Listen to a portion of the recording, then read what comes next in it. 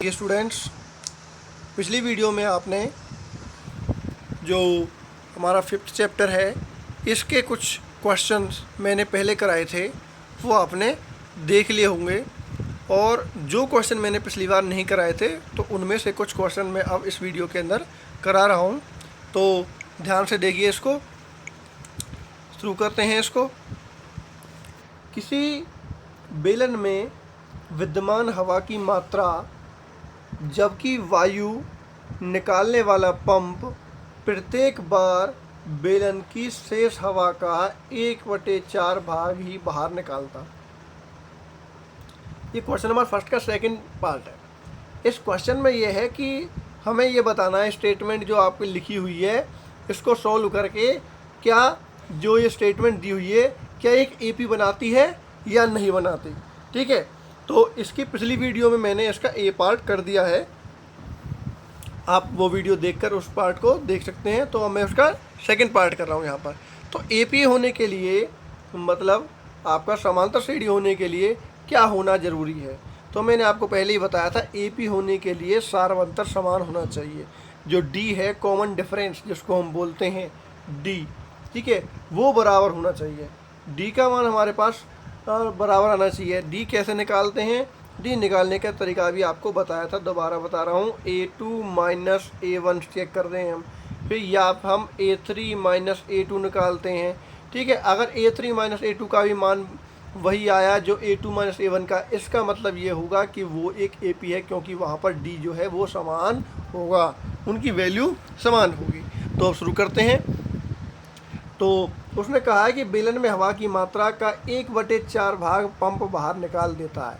ठीक है, जितनी भी उसमें हवा होती है। तो सबसे पहले हम कर लेते हैं, मान लेते हैं माना बेलन में विद्यमान हवा की मात्रा x। थोड़ा सा जूम कर देता हूँ मैं इसे, यहाँ देख लीजिए आप। ठीक है, माना बेलन में विद्यमान हवा की जो मात्रा है वो x है, मतलब जो बेलन में भरी हुई मात्रा है वो x है। उसके बाद क्या है, पंप के द्वारा निकाली गई हवा, पंप के द्वारा हवा निकाली गई। कितनी हवा निकाली गई, जितनी पहले थी, पहले कितनी थी x, उसका कितना निकालना हमें 1/4 निकालना। कितना भाग निकालना, 1/4, 1/4 ऑफ x, 1/4 गुना x, तो कितना बन जाएगा वो x/4। क्लियर हुई बात नहीं हुई, पहले थी x और जब उसका 1/4 भाग निकाल लिया गया यहाँ पर तो वो हो गई x/4। ठीक है, अब अगला स्टेप को आपको ध्यान से देखना है। अगले स्टेप में क्या है कि बेलन में शेष हवा का मात्रा, हवा की जो मात्रा है बेलन में अब कितनी रह गई। पहले x थी, ठीक है, पहले जो थी हमारे पास x थी और निकालने के बाद इतनी रह गई x/4, और अब शेष कितनी रह गई। तो शेष हवा की मात्रा निकालने के लिए क्या करेंगे, जितनी पहले थी, पहले कितनी थी x में से जितनी पंप ने निकाल दी, पंप ने कितनी निकाल दी, x/4 निकाल दी, तो वो घटा देंगे। पहले वाली में से x/4 घटा दी जाएगी जितनी निकल गई। ठीक है, तो एलसीएम लेंगे। एलसीएम क्या आया हमारे पास, यहाँ पर 4 आया। ठीक है, एलसीएम 4 आ गया, 4x माइनस x ऊपर आया, 4x में से 1x घटेगा तो 3x/4। तो ये रह गई उसकी, ये कौन सी मात्रा है, ये शेष हवा की मात्रा रह गई बेलन के अंदर, शेष हवा की मात्रा। अब क्या करेंगे, अब अगला जो स्टेप है उसको आप ध्यान से देखें। अगले स्टेप में क्या करेंगे, पंप के द्वारा दोबारा हवा की मात्रा निकाली गई। अब पंप के द्वारा जो दोबारा से शेष हवा जो थी उसकी मात्रा निकाली गई। शेष हवा कितनी थी, ये वाली थी। अब इसका भी 1/4 भाग निकालना है, क्योंकि क्वेश्चन में लिखा है जितना शेष भाग रह जाता है, जितनी हवा रह जाती है उसका 1/4 भाग निकालना है। तो पंप के द्वारा दोबारा से शेष हवा की मात्रा कितनी निकाली गई, शेष हवा कितनी थी, 3/4 है। कितना निकालना है उसका, 1/4, तो गुना 1/4 कर देंगे। तो यहाँ सोल्व करने के बाद आता है 3x/16, 4 चौक 16 को नीचे गुना हो जाएगी। ठीक है भाई, समझ में आया। शेष हवा की मात्रा जो निकाली गई थी अब वो इतनी हो गई, समझ में आ गया। अब अगला स्टेप फिर आपको ध्यान से देखना। अगले स्टेप में अब आप क्या करेंगे, अगला स्टेप क्या हो गया, बेलन में शेष हवा की मात्रा। अब जब ये निकाल दी फिर दोबारा से काउंट करेंगे, अब कितनी शेष जो रह गई है हवा, पहले कितनी थी निकालने के बाद, इतनी रह गई थी, पिछली बार शेष हवा इतनी बची थी, फिर हमने इतनी और निकाल ली 3x/16। अब निकालने के बाद कितनी बची, तो अब क्या करेंगे, इसमें से जो आपकी पहली शेष हवा थी उसमें से जो अभी अभी आपने निकाली है वो घटा देंगे, घटा दिया 3x/4 घटा 3x/16। क्लियर। तो एलसीएम क्या आएगा 16, 4 चौक 16, 4 तिया 12x आ गया ऊपर, घटा और 16 कम 16 और 1 तिया 3, 3x आ गया ऊपर, 12x घटा 3x कितना आ गया 9x/16, 9x/16 आ गया। ये शेष हवा की मात्रा आ गई। अब दोबारा से शेष हवा की मात्रा आ गई। क्लियर। अब यहाँ पे आप देख पाएंगे कि सबसे पहले जो मात्रा थी कितनी थी, एक्चुअल x थी, उसके बाद दोबारा से जो हवा रही गई उसमें शेष हवा 3x/4, फिर दोबारा से जो हवा निकालने के बाद जो बची है वो है 9x/16। ठीक है। तो यह जो एक सीरीज बन रही है, जो एक सूची बनी है संख्याओं की, यह एक एपी नहीं बनाती, यह एक एपी नहीं बनाती, क्योंकि सारवंतर समान नहीं है, सारवंतर समान नहीं है, इसलिए ये एपी नहीं बनाती। क्वेश्चन में यही था कि क्या ये एक एपी बनाती है, तो हम कहेंगे ये एपी नहीं बनाती है। मतलब क्या एपी बनाती है, क्वेश्चन ये था कि जो हवा निकाल रहे हैं बेलन से, तो बेलन से जब हवा निकालने के बाद हर बार हवा बच जाती है, तो जो वो एक एपी बनाती है कि नहीं बनाती। तो आपको हम यहाँ क्वेश्चन यहाँ पे कहते हैं कि भाई ये एक एपी नहीं बनाती क्योंकि सारवंतर समान नहीं है।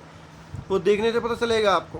ठीक है। हमने सारवंतर यहाँ पे निकाल के नहीं दिखाया है, लेकिन आपको बता दिया है सारवंतर समान नहीं है कि अब आपको कैसे निकालना है। तो अगर आपको सारवंतर निकालना है तो डी का फॉर्मूला क्या होता है भाई, A2 - A1। देखिए यहाँ पर क्या है, A1 ये है, A2 ये है और A3 ये है। तो हमें क्या करना है, A2 - A1 करना है। तो A2 - A1 करिए। A2 है हमारे पास 3x/4 घटा और x, ठीक है, A1 एलसीएम ले लो, क्या आ जाएगा 4 आ गया, 3x घटा 1 चौको 4x, तो क्या बचेगा, घटा के x/4 बचेगा, घटा के x/4 आ गया पहली बार तो। ठीक है। फिर दोबारा से निकाल के देखेंगे, दोबारा से निकालेंगे तो क्या करेंगे, अब की बार A3 - A2 करते हैं हम। A3 क्या है यहाँ पर 9x/16, ठीक है भाई, घटा, और A2 क्या है 3x/4 है। इसका अगर आप एलसीएम निकालोगे तो क्या आएगा भाई 16 आएगा। तो यहाँ से क्या आ जाएगा भाई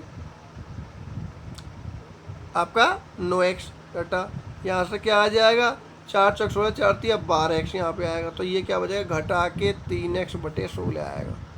तो देखिए यहाँ पे तो घटा के 3x/16 आया और वहाँ पे घटा का x/4 आया। तो भाई दोनों ये समान नहीं है, सारवंतर समान नहीं है, और सारवंतर समान नहीं है तो ये एक एपी नहीं है।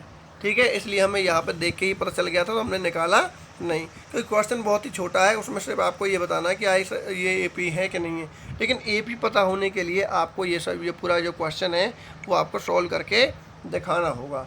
तो देख सकते हैं आप, क्वेश्चन जो है ये छोटा सा था एक लाइन का, लेकिन जो आंसरिंग है उसकी करने के लिए हमें इतना ये पार्ट करना पड़ा। अगर आप इसमें सारवंतर और निकाल के दिखाएंगे तो ये थोड़ा सा और बड़ा हो जाएगा। आप चाहें तो निकाल के भी दिखा सकते हैं। तो मैंने आपका डायरेक्ट यहाँ पे लिख दिया था सारवंतर समान नहीं है, इसलिए ये एपी नहीं है। क्लियर। ये क्वेश्चन आपका यहाँ पे ख़त्म होता है। अब करेंगे इसका नेक्स्ट क्वेश्चन। ठीक है। नेक्स्ट क्वेश्चन करेंगे,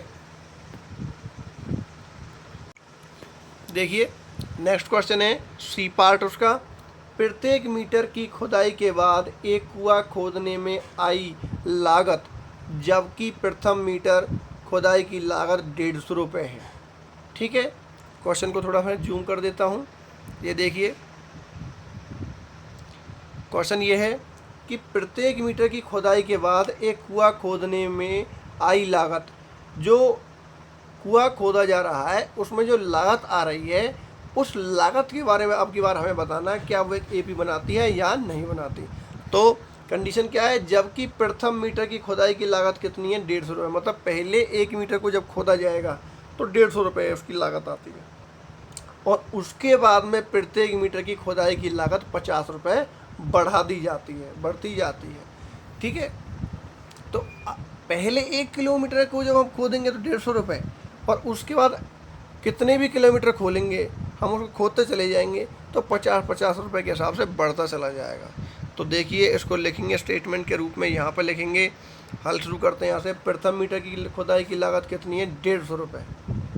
फिर दोबारा से क्या होगा? दूसरे मीटर की खुदाई की लागत कितनी हो जाएगी? मतलब प्रथम से अगला जो किलोमीटर खोदा जाएगा उसके लिए दूसरे मीटर की खुदाई की लागत के लिए कितना हो जाएगा? 50 रुपये ऐड कर देंगे उसमें। 150 प्लस 50 आपका हो जाएगा 200 रुपये। 150 प्लस 50 जोड़ देंगे, 200 रुपये हो गया। फिर करेंगे तीसरे मीटर की खुदाई की लागत। तीसरे मीटर की खुदाई की लागत कितनी हो जाएगी? जितनी पिछले मीटर की थी, पिछले मीटर की कितनी थी? 200 रुपये थी। अब उसमें 50 और जोड़ देंगे तो 250 रुपये हो गए। मतलब हर बार पिछले में हम 50 रुपये जोड़ते चले जाएंगे। चौथे मीटर की खुदाई की लागत कितनी हो जाएगी? 250 में फिर 50 जोड़ देंगे, अब की बार 300 रुपये का। तो आप यहाँ देख सकते हैं हर बार 50-50 रुपये हम जोड़ते जा रहे हैं। अब आगे तक कितने भी किलोमीटर तक ले जाइए, चौथे के, पाँचवें, छठे, सातवें, आठवें, नौवें, 10वें मीटर की खुदाई के लिए अगर आप करना चाहते हैं तो हर बार आपको पिछले वाले में 50 रुपये जोड़ना पड़ेगा। जैसे यहाँ ये 150 था, यहाँ 50 जोड़ा 150 के अंदर। यहाँ पर आप 200 था तो 200 में हमने 50 जोड़ा। यहाँ 250 था तो 250 में यहाँ 50 जोड़ा। अगले वाले के लिए 300 में 50 जोड़ेंगे, 350 हो जाएगा। उसके बाद उससे अगले 50 जोड़ेंगे, फिर आपका वो जुड़ जाएगा। तो जुड़ता जुड़ता चला जाएगा। तो हम यहाँ पे क्या देख पा रहे हैं कि बार बार एक मात्रा हम जोड़ रहे हैं। क्या मात्रा है? वो 50। यहाँ पर 150, 200, 250 और 300। यहाँ पर 150, 200, 250, 300 डॉट डॉट डॉट एक एपी बनाती है। संख्याओं की एक सूची जो है वो एक एपी बनाती है। ये जो संख्याओं की सूची यहाँ पर आप दिखाई दे रही है, ये क्या बना रही है? एक एपी बनाती है। ठीक है, ये एपी बनाती है क्योंकि इनका सारवंतर समान है, जो कि 50 है। सारवंतर समान है, सारवंतर समान होगा तो एपी होगी। मैंने आपको अभी बताया था, अगर डी समान है, कॉमन डिफरेंस बराबर है, तो वो एक एपी है।